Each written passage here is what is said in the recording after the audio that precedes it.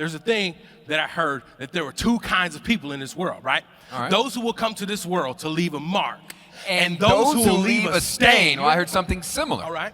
That there are people that change the world and those that are victims of change. But then there are poets, people who seem wired to write the world their way. They are artists whose goal is not just to draw the world with paint, but to paint a world that will draw you in. And it all starts with ink. Neanderthals wrote rain dances on cold cave walls. It all starts with ink. Vagabond philosophy on bathroom stalls. It all starts with ink. Raphael slinging paint in Constantine Hall. But it all started with the word. See, in the beginning, there was the word.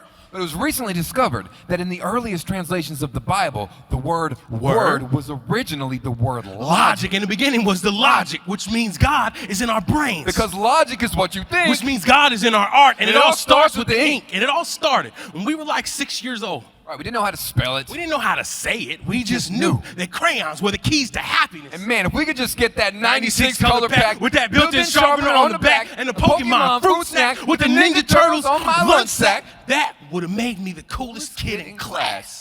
Now, in case you haven't noticed, we aren't your average poets. So if you came here today thinking you would hear a modern-day dissection of Emily Dickinson, you came to the wrong place. But if you came here today to hear the story of a man who had the audacity to accept the name Courageous, had his heart ripped out, but still shouts from the bottom of whatever he's left with. And if you came here today to hear a story of a man bankrupt with no will to live, at an emotional ground zero, bring himself up from homeless to hometown hero, welcome to the show. There is no better place to be and no better day to be alive. And just remember, you ain't about to hear any Walt Whitman, all right?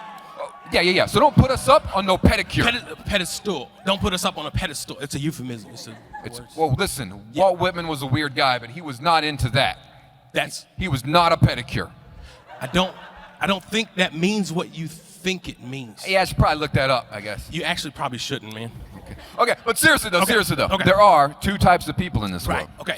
People who wash their pants every single time they wear them. Oh. And normal people. But the God's honest truth is that I.N.K. on this very day came from like 34 hours away to say there are, in all actuality, three kinds of people. These kind of people. Those kind of people and our kind of people. Forever felt but never heard. Some of our favorite poets never wrote a word. Because to me, a poet is anyone who's been struggling with the idea of self-harm, who created the hope for the will to move on. And to me, poetry is my parents working the flesh from their hands so they could rebuild after we lost everything in the house fire. And you don't got to know Shakespeare to know that all the world's a stage. And all the people on that stage are merely players, and all those players just messages in a bottle of drift. And you don't have to know who wrote the script to know that it all starts with ink. And you want Walt Whitman? Fine.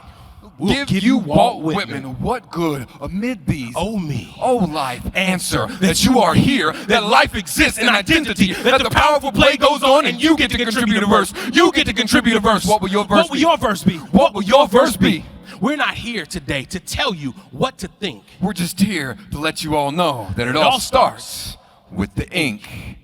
Thank you, NACA. Right. Are y'all warmed up? Are y'all warmed up? We're all the way here from Knoxville, Tennessee.